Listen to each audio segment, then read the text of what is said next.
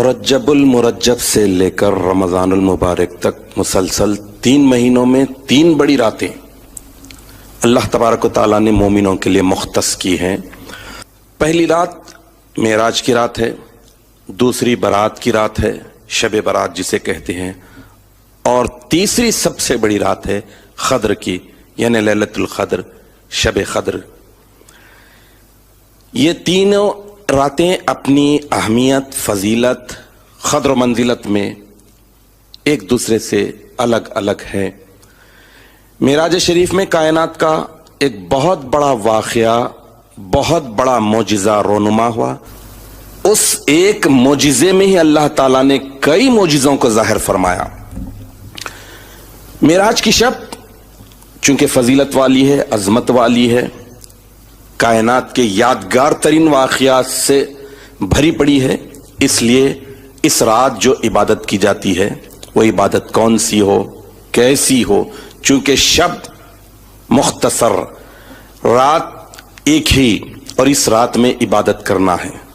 عزیزان محترم، یہ زمانہ کٹ اینڈ پیسٹ کا ہے، لائک فارورڈ کا ہے، دوسروں کی تقلید کی جا رہی ہے جو انتہائی غلط اور بری بات ہے۔ اللہ تعالیٰ نے آپ کو اور ہم کو اعلیٰ قوم میں پیدا کیا ہے۔ عبادت کا سب سے اونچا مقام، اونچا درجہ وہ یہ ہے کہ جس کی عبادت کر رہے ہیں اس معبود کو دیکھنے کی طلب اور تڑپ ہو، معبود کے شایع نشان عبادت ہو، اور عبادت میں اولین شرط ہے ادب۔ تو اس بات کو ملحوظ رکھتے ہوئے آج آپ کے سامنے معراج کی شب میں عبادت کیسی ہونی چاہیے، عبادت کا معیار کیا ہو، اسٹینڈرڈ کیا ہو، کچھ ضروری باتیں آپ کے سامنے رکھنے کی سعادت حاصل کر رہا ہوں۔ دیکھیے، دستور بھی ہے کہ ذمے جب بھاری بھاری کام ہو، بڑے بڑے کام ہو، تو ہلکے، غیر ضروری، غیر اہم، بیکار کاموں میں پھنسانا کیا یہ عقل مندی ہے؟ جس کے تعلق سے پوچھ ہوگی، سوال ہوگا، جس کا حساب و کتاب ہوگا، جس کا حساب بھاری ہو وہ کرنا چاہیے۔ پوچھ ہوگی فرض کی، حساب و کتاب ہوگا بھاری کام کا، غیر اہم بیکار کام پر تو ڈبل حساب و کتاب ہوگا۔ یعنی ایک یہ کہ جو چیز اہم ہے، فرض ہے، ضروری ہے، اسے نہیں کیا، اس کا حساب دینا ہوگا۔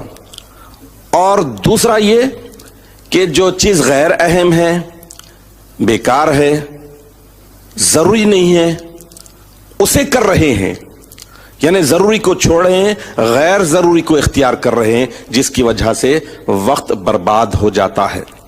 تو یہ بات طے ہے کہ جب رات بڑی ہے تو اس رات میں کی جانے والی عبادت بھی بڑی ہونی چاہیے، انٹینشن بہت اونچا بڑا ہونا چاہیے، نیت اعلیٰ ہونا چاہیے۔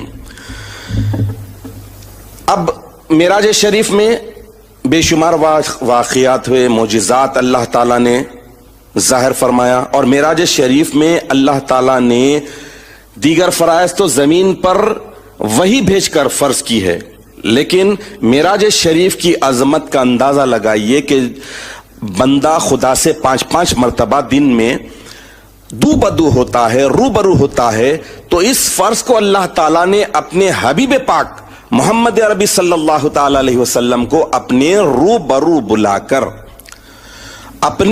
بلا کر فرض کیا ہے۔ تو اب اس حساب سے دیکھیے کہ یہ نماز بڑی اہمیت کی ہے۔ نماز کے تعلق سے پوچھو گے نماز کی اہمیت کیا ہے، اس کی فضیلت کیا ہے، یہ کتنا بڑا بھاری کام ہے، اور اس کے تعلق سے کیسے پوچھا جائے گا، کیسے حساب لیا جائے گا، میں آپ کے سامنے ابو داؤد، ترمذی اور نسائی شریف میں درج سیدنا ابو ہریرہ رضی اللہ تعالی عنہ سے مروی حدیث شریف رکھنے کی سعادت حاصل کروں گا۔ حضرت ابو ہریرہ رضی اللہ تعالی عنہ فرماتے ہیں کہ سمعت رسول اللہ صلی اللہ تعالی علیہ وسلم یقول ان اول ما يحاسب به العبد یوم القیامت من عملہ صلاتہ، یعنی حضور اکرم نبی مکرم صلی اللہ تعالی علیہ وسلم ارشاد فرما رہے ہیں کہ بے شک بندے سے قیامت کے دن جو سب سے پہلا سوال ہوگا، پہلی پوچھ ہوگی، اس کے اعمال میں سے صلاتہ، اس کی نماز، یعنی نماز کے تعلق سے پہلا سوال ہوگا۔ تو اب اندازہ لگائیے کہ اللہ تعالی اعمال میں سب سے پہلے کس بات کی پرسش کر رہے ہیں، حساب و کتاب لینے والے ہیں، کون سا سوال پہلے کیا جانے والا ہے؟ وہ ہے نماز کے تعلق سے۔ اور نماز معراج شریف کا بہت بڑا تحفہ ہے، بہت بڑا عطیہ ہے۔ عزیزان محترم، نکتے کی بات ہے کہ وقت کا صحیح استعمال بھی بہت بڑا ہنر اور بہت بڑا فن ہے۔ وہ انسان بدترین بے وقوف ہے جو وقت کو بیکار، لایعنی، چھوٹی اور غیر ضروری چیزوں میں برباد کر دیتا ہے۔ نماز مومنوں پر فرض ہے، 5 وقت کی نماز فرض ہے، نماز کسی حال معاف نہیں ہے، نماز کی قضا ہے۔ اگر ہم صرف فرض نمازوں کی رکعتوں کا شمار کرتے ہیں اور 6 مہینے 29 سے اور 6 مہینے 30 سے شمار کر کے کاؤنٹ کرتے ہیں تو ایسی صورت میں سال بھر کے 6960 رکعتیں یا پھر 7080 رکعتوں تک ہوتے ہیں۔ 6960 رکعتوں کے سجدے ہوئے 13920 سجدے۔ اگر 7080 رکعتیں شمار کرتے ہیں تو اس کے سجدے ہوں گے 14160 سجدے۔ اب آپ اندازہ لگائیے، ایک سجدہ نہ کرنے پر شیطان رجیم الی یوم الدین ہوا۔ اب اگر انسان دنیاوی اعتبار سے بھی غور کرتا ہے، دیکھتا ہے کہ اس کے پاس بیک لاگز زیادہ ہیں، تو پھر کیا وہ آگے بڑھ سکے گا؟ پیچھے کی ذمہ داریاں اس کی بہت زیادہ بھاری اس کے ذمے باقی ہیں، برقرار ہیں، تو کیا وہ آگے بڑھ سکے گا؟ نہیں۔ اب معراج شریف میں دوسروں کا دیکھا دیکھی اور وہ لوگ جو عالیت کے قائل ہی نہیں ہیں، ان کے پاس اورات، وظائف، نوافل، یہ چیزوں کی اہمیت ہے، بتاتے ہیں اتنے رکعتیں پڑھو، یہ صورتیں پڑھو، یہ ذکر اتنے مرتبہ پڑھو۔ ایسی چھوٹی چیزوں میں رات کی عظمت کو، عبادت کو غارت کرتے ہیں، تو کیا ہمیں وہ کرنا چاہیے؟ یا پھر ہمارے ذمے 6960 رکعتیں یا پھر 7080 رکعتیں ذمے باقی ہیں، فرض کسی قیمت پر معاف نہیں، اس کی قضا ضروری ہے، وہ کریں یا پھر نوافل پڑھیں۔ اورات، وظائف، نوافل یہ سب ممنوع ہیں۔ امامنا و سیدنا حضور مہدی موعود علیہ الصلوۃ والتسلیم بھی منع فرمائے ہیں۔ کتاب اسباب الامسال میں حدیث آئی ہے، اللہ کے پیارے رسول صلی اللہ تعالی علیہ وسلم نے ایک بڑی بہترین مثال کے ذریعے بتا دیا ہے کہ فرض کا درجہ کتنا بڑا ہے اور نوافل کیا حیثیت رکھتے ہیں۔ اللہ کے رسول صلی اللہ تعالی علیہ وسلم ارشاد فرما رہے ہیں کہ نمازی کی مثال تاجر کے مثل ہے، یعنی بزنس مین کی طرح ہے، کیونکہ تاجر جب تک اصل مال نہ آ جائے نفع کا شمار نہیں کرتا۔ کاؤنٹنگ جو کرتا ہے پہلے یہ دیکھتا ہے کہ میں کتنا انویسٹ کیا، وہ مجھے ریٹرن ملا ہے یا نہیں، بعد میں بینیفٹ، منافع، یہ چیز کو کاؤنٹ کرتا ہے۔ اللہ کے رسول آگے ارشاد فرما رہے ہیں کہ اسی طرح نمازی کے نوافل اس وقت تک قبول نہیں ہوتے جب تک کہ وہ فرائض ادا نہ کرے۔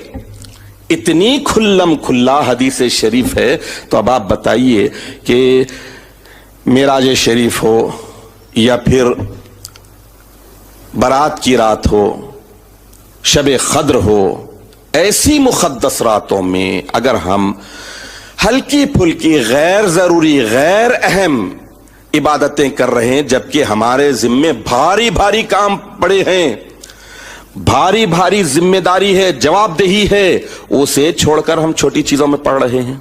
اسی لیے تابع تام رسولullah حضرت مہدی موعود علیہ الصلوۃ والتسلیم نے بھی جملہ نوافل عبادات کو، وہ عبادتیں جو نفل ہیں، جو مومنوں پر فرض نہیں ہیں اور جو ذکر اللہ کے علاوہ ہیں، ذکر اللہ فرض ہے، ممنوع قرار دیا ہے، جیسے ورد اوراد گن گن کر کوئی بھی چیز کرنا، 5 سورہ پڑھنا، 7 سورہ پڑھنا، تسبیح پھیرنا، چلا بیٹھنا، ذکر جلی کرنا وغیرہ وغیرہ۔ ذکر اللہ دوامی فرض ہے۔ اب آپ دیکھ لیجئے کہ نماز کی تو قضا ہے، لیکن ذکر اللہ کی کیا قضا ہوگی؟ انسان جو سانسیں اللہ کے ذکر کے بغیر نکالتا ہے، گزارتا ہے، وہ سانسیں تو مردہ شمار ہو چکی۔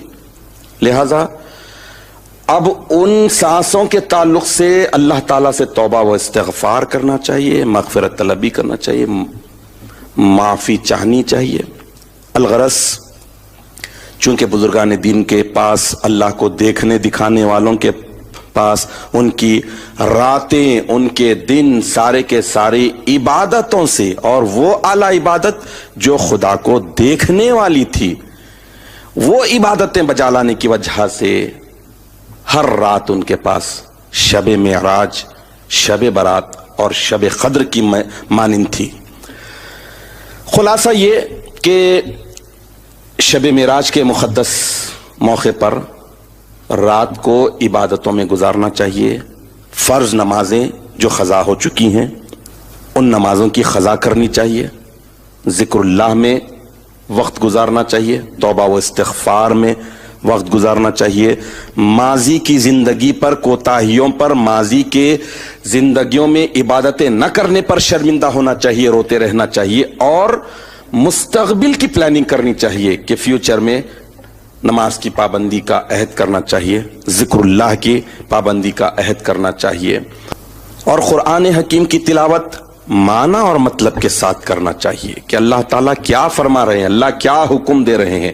اپنے کلام پاک میں، اپنے عشق نامے میں اللہ تعالیٰ عشق کی کون کون سی باتوں کو اختیار کرنے کا حکم دے رہے ہیں، اور کون کون سی باتیں عشق میں رکاوٹ بننے والی ہیں، اس سے بچنے کا حکم دے رہے ہیں۔ یہ بھی اگر ہم پوری ایمانداری کے ساتھ، پورے ڈر اور خوف کے ساتھ اس رات میں تلاوت قرآن کرتے ہیں تو یقین جانیے کہ یہ زندگی میں تبدیلی کا بڑا ذریعہ بن سکتی ہے۔ اور دیگر عبادتوں کو اللہ تعالیٰ نے جو بندوں پر فرض کیے ہیں اسے بجا لانے کی طرف اللہ تعالیٰ سے رجوع ہونا چاہیے، تو سمجھ لیجئے کہ پھر ہماری زندگی واقعی کام والی ہو جائے گی۔